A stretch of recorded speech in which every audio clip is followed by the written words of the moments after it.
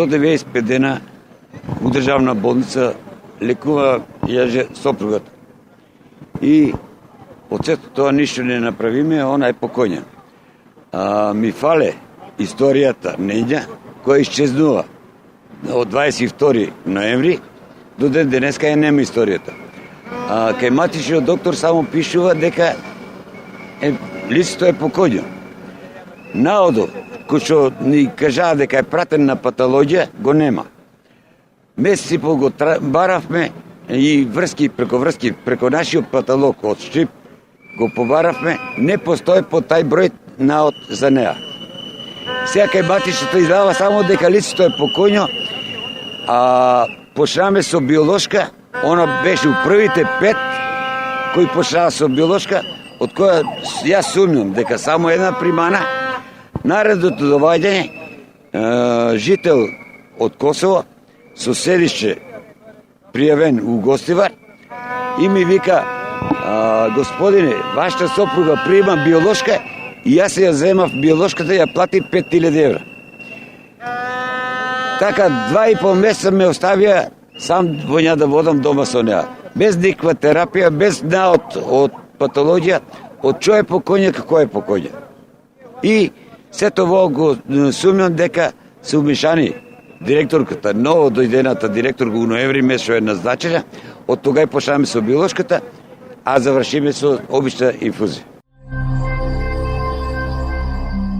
Од каде директорка, господин? На онкологија. Директорката нова на онкологија што е поставена. Сегашна? Сегашната од ноември што е поставена, лани. Да, иста директорка. Да. Иста директорка, мислам јас што слушам, но она е поставена од ноември месец. Значи сумнам, од тога е мојата госпоđа примала обична инфузија, не е примала биолошка. Значи, јас имам преќано документација, представништво има у Белград од Куба, дека ќе биде излекувана со биолошката хемотерапија, а она ми почина. Вие баравте биолошка терапија и не ви дадоа? Не, ни дадоа. Сами ни понудија, а сумнам дека само една. Значи, таа траеше 4 до 5 сата, а останатите терапии што ги примаше, саат и по 2. И кој спадна од дневната соба, како утепана беше. Мораше саат и по да седам, да не се слоши. И сепак ризично ми беше да патувам со таков човек, Штип, ова е Скопје, Штип. Мораше саат и по под надзор на некој доктор дежурен што има таму да прегледа. Разговаравте со директорката? Не сам. Во тука вие собири доваѓам, ово ми 4-ти пат. Одам на онкологија. Го барам историјата е барам. Нема, ја зема. А кој е земал днес? Зошто не одите кај директорката на онкологија? Не знам ја веќе каде да постапам и како да постапам. Не знам ја веќе. Ево, чекам ово да заврши. Комисија што има формирано, ако треба да ја предам и со директорот да разговарам. Или ако треба и со министерот. Чи не се срамам од тоа, стражам, нема да ми ја вратат, али реалноста ја сакам. Сакаме вистината, што ја зборам да ја знае и јавност. И да се установи дали е тачно тоа. Ништо не правам измислено или преко лепи и богача да барам. Ќе одите во обвинителство? Ќе одам, обовезно ќе одам. Ќе почнам од Штип. Од Штип ќе почнам со адвокат и натаму ќе продолжи. Да видим што ќе дојде и како ќе се реши. Не може само една медицинска сестра да обвинува и некој си друг, а оние другите сите чисти. Значи докторката Јават ми се, жената ми се јаве, лошо ми е, кажи и на докторите да дојдат. Кажа ми на докторите, на жената е лошо, на савету е лошо, тамо ми јавија, сега ќе отидат, кои испадна од хемотерапијата, питаме, доаѓа ли, вика не. Значи оставена е сама на себе и на мене. Колку години имаше вашата сопруга? Само што напуни 69 години. На 17 декември напуни 69 години. Канцер имаше на лифтните жлезди и плюштите. На максилофасцинална е правена операција. Докторот ми кажа 99%. Доктор Грчев е прави операција. 99% вика очистена, вика со зрачењето, евентуално со биолошката хемотерапија се ќе се уништи. А оно се нагло влоши после втората. Пред непол месец дена, значи изгубив мајка на онкологија. Значи после првата доза на хемотерапија нагло и се слоши и после 4-5 дена почина. Имаше објаснување зошто? Објаснување не ни дадоа. Значи првично, пошто реално, значи здравството ни е не само онкологија, целото здравство ни е хаос. Значи вечерта, дента пред да почине и се слоши нагло, кога и се слоши, ние отидовме сам го викнав ематичниот, не препрати ајде да одиме нели во онкологија, јас викнав брза помош. Брзата помош ја чекавме негде 2 сати, при тоа што ни кажа дека смена било, дали ни требало доктор или можело така, викам луѓе, значи мене ми треба само некој, мајка ми, поради тоа што не можам да ја станам од кревет, да однесам во онкологија. Во тој момент, значи после 2 сати стигна брзата помош, ја однесоме на онкологија, таму докторката беше фер, мислам, таа докторка што беше дежурна фер, самата ни објасни дека, значи, околу ситуација, ни кажуваше наводно дека од хемотерапијата. Наводно дека се работи од хемотерапијата, тој ден кога се прекршува, вика, од утре ќе биде подобро, вика, тука ке нас, вика, имаме 2 сестри дежурни на цела зграда, така да, вика, ти многу повеќе внимание ќе одржиш сам, отколку ние. Се вративме дома, утре дента јас отидов сам, рече да допомине сам да ја виде матичниот лекар. Мислам, таа што ја води на онкологија, што ја водеше, не ќе да го спомнам името, али една од умешаните во случајот онкологија, значи моментално има судење. После чекање, значи таму сабајлето, влегов натре и кажав дека на мајка ми, нели, вечерта дека беше лошо, така и се тоа. Ми кажа да ја смениме терапијата, значи за што ја дават во домашни услови, ме препратија да одам до Букурешт, да си ги купам сам лековите што и беа потребни, значи тоа е страшно. Прво, значи после што еден куп пари дадовме за работи, значи кои што си ги заслужуваме, за лекови кои што ги заслужуваме да со самата работа. Значи мајка ми само што отиде во пензија, она работела 40 години и срамота е да ги купаме, или небитно тоа, значи да не споминеме во тој дел. Значи едва ги најдов по Скопје, едва ги најдов. При тоа бев притиснат, значи, од самите доктори од Букурешт, што беа како домашна посета, од домашна посета што беа, значи поради тоа што имале, нели, цел ден работа навака натака, буквално дојдоа и ги стави, имаше требаше први 2 дози на хемолошки на раствор.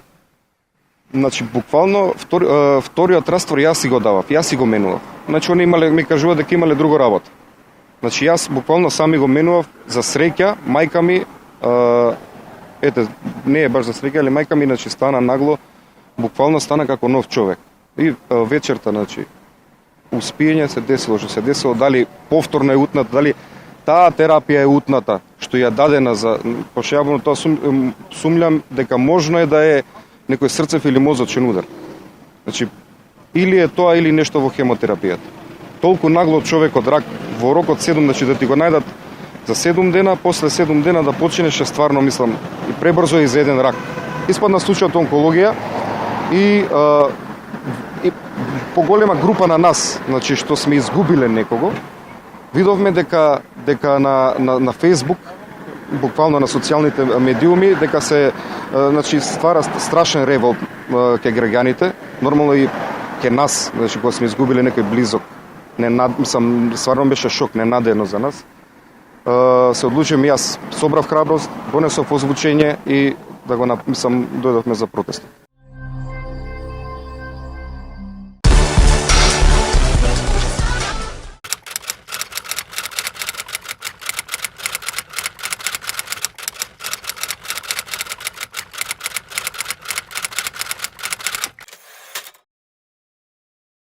Министре, вие сега гарантирате за пациентите на онкологија, но тие се уште имаат сомнежи и вие тоа добро го знаете.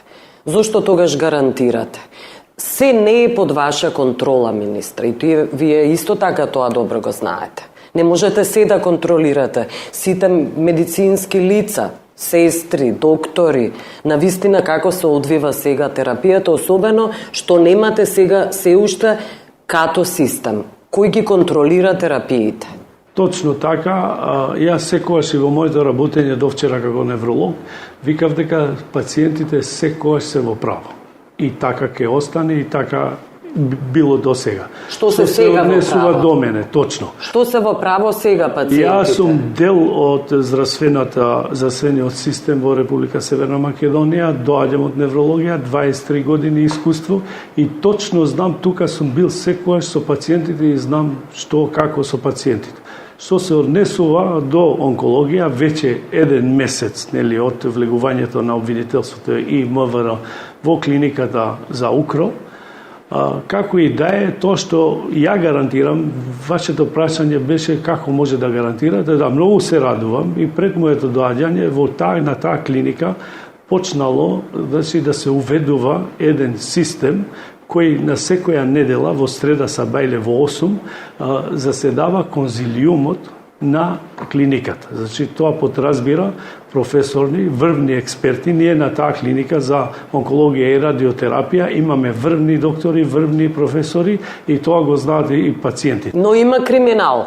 И веројатно се инволвирани некои од нив. Заради тие индиции, како никогаш до сега, и под моја иницијатива, за прв пат МВР и обвинителството влезе на онкологија и нема да застанеме тука само. Значи, ќе продолжиме од сега натаму, еве, за вашата емисија, ќе има една нова пракса во Министерството. Значи, како моја иницијатива лично, нема веќе да има индици или тие индици јас лично самиот ќе ги превземам и кога ќе имам конкретни факти, аргументи, ќе одам до обвинителството и ќе пријавам. А имате индици сега? Точно така, имаме индици, работиме на многу насоки и вие ќе бидете сведоци дека јас лично самиот ќе одам до обвинителството и ќе пријавам од сега натаму. Знаете сега нешто што се случува, криминал? Точно имаме и тоа ќе го целиот материјал и сите извештаи, сите документи, аргументи, докази што ќе ги имаме, ќе ги поднесеме на обвинителството таму што е адресата. Сега што се случува? И сега, и порано, и до сега што е и што продолжува, што има нерегуларности, тоа што го изјавив и првиот ден кога дојде во Министерство за здравство со мојот тим, рековме дека ова е сериозна работа, нема веќе да дозволиме во здравството вакви нерегуларности, вакви нерешени проблеми и со мој термин и со се друго што има проблеми во здравството, ние веќе сме многу децидни и веќе ќе ставиме крај на некои нерегуларности и недобро работење на здравствените институции низ целата држава. Кога ве прашав дали се сомневаат пациентите, вие рековте треба да се сомневаат. Се уште.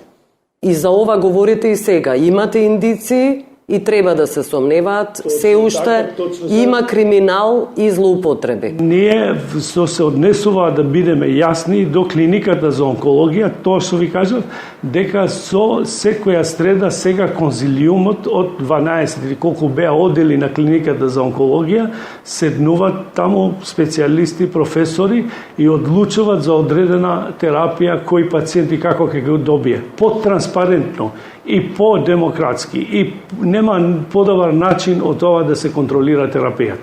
Тоа што е друго после системски, кога зборуваме за като системот и за тоа веќе анализиравме и донесовме, имаме конкретна одлука и за тоа во деновите што идат, додека добиеме дефинитивно дека е поминат наредната недела, по мои информации, треба да помине ребалансот во собрание, пратениците да го изгласат и во тој момент ние точно веќе ќе знаеме натаму дека како ќе постапиме и со като системот и нашите анализи веќе дефинитивни се дека тој систем ќе се стави во функција. И акцелераторот кој 7 години е во подрум и тој ќе се стави во функција, тоа е над 1,5 милион евра, фрлен во подрум. Точно така ќе ви објаснам, за вашата емисија многу појасно, таму се на клиниката за онкологија, значи работењето е функционира со 4 акцелератори, од кои се 2 се нови, 2 се постари, при крај веќе со работењето.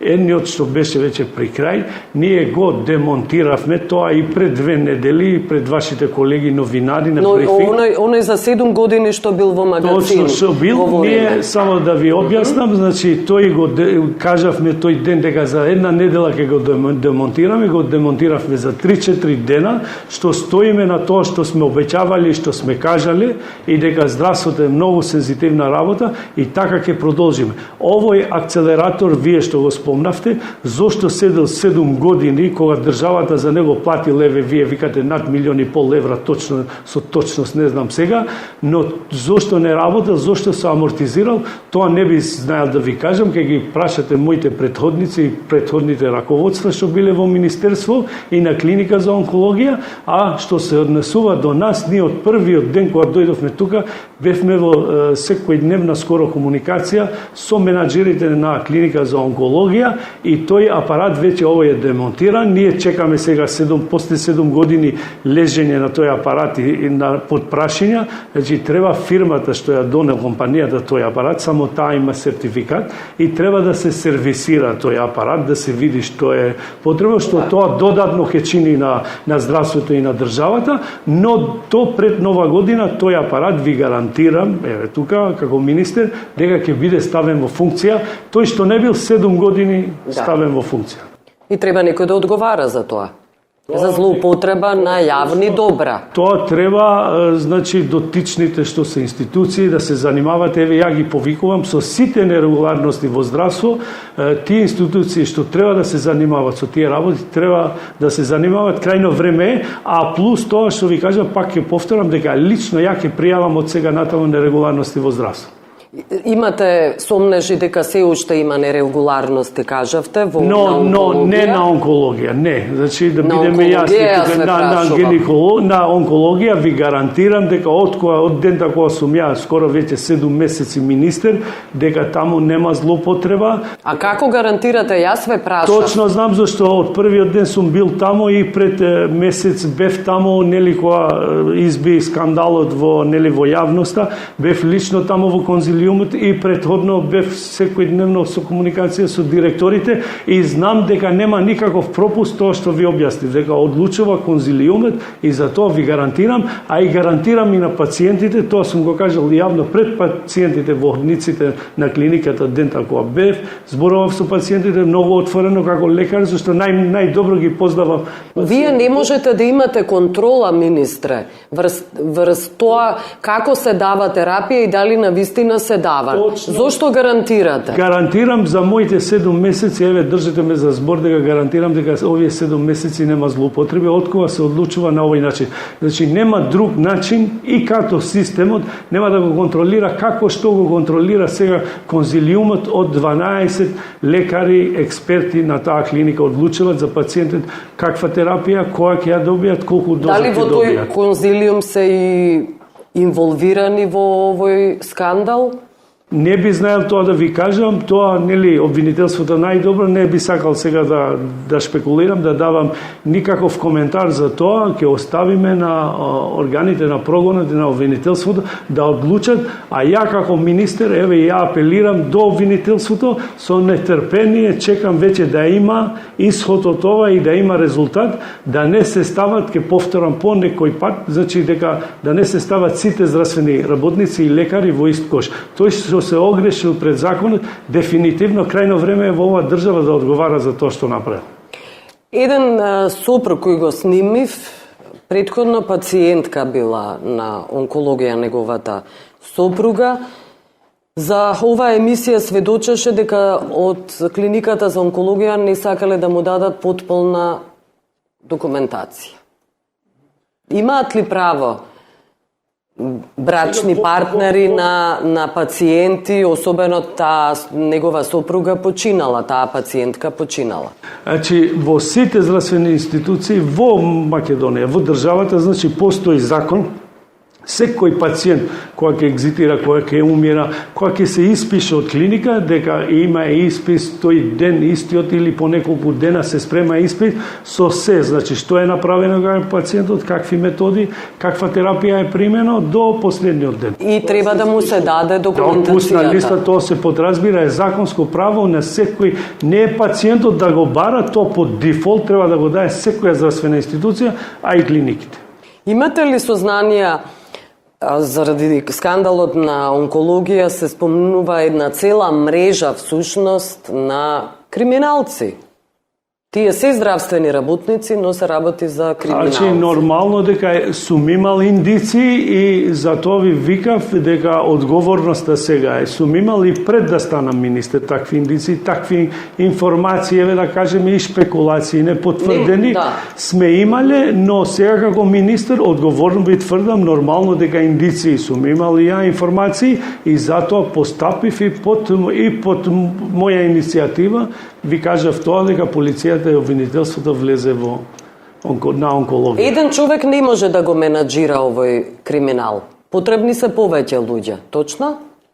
Мислам дека да, нормално, не може една, како што се кажува дека една сестра, ја не би верувал во тоа, но сепак би апелирал и кај вас новинарите, и кај медиумските куќи, и кај сите граѓани, да не се шпекулира и да оставиме тоа што ви кажав со нетрпение обвинителството да одлучи точно да каже и да впери прст кој е крив и нормално да сноси според законите на држава да сноси последици. Ајде околу медицинската сестра која беше фатена во кражба, потоа беше суспендирана, вратена на работа и потоа избегала од државата.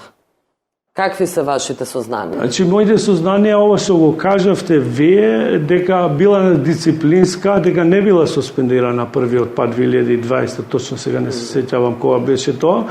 Значи, не била суспендирана на дисциплинска комисија, пак продолжи да се работа, но при доаѓањето на новото раководство на директорката, таа не се сомневала, нормално имала индиции, ја следеле, имате и со, мислам, и тоа е аргументирано од страната на директорката и од тој момент таа е, мислам, ја напуштила работата, но течеле нормално тие административни рокови за жалба и за тоа и знаеме дека негде од 23 мај беше 2023 веќе добила и решение, отказно решение дефинитивно да не се врати на работа. Но да не напоменеме дека негде од февруари кога е фатена на лице место, значи од тој момент таа не стапила веќе на клиника за онкологија. Тоа подразбира дека јас сум министер негде од 28 февруари, ова се случило негде средина на февруари, така да за тоа ви гарантирам дека после тоа нема веќе ни од внатре некоја информација, ниту некоја пријава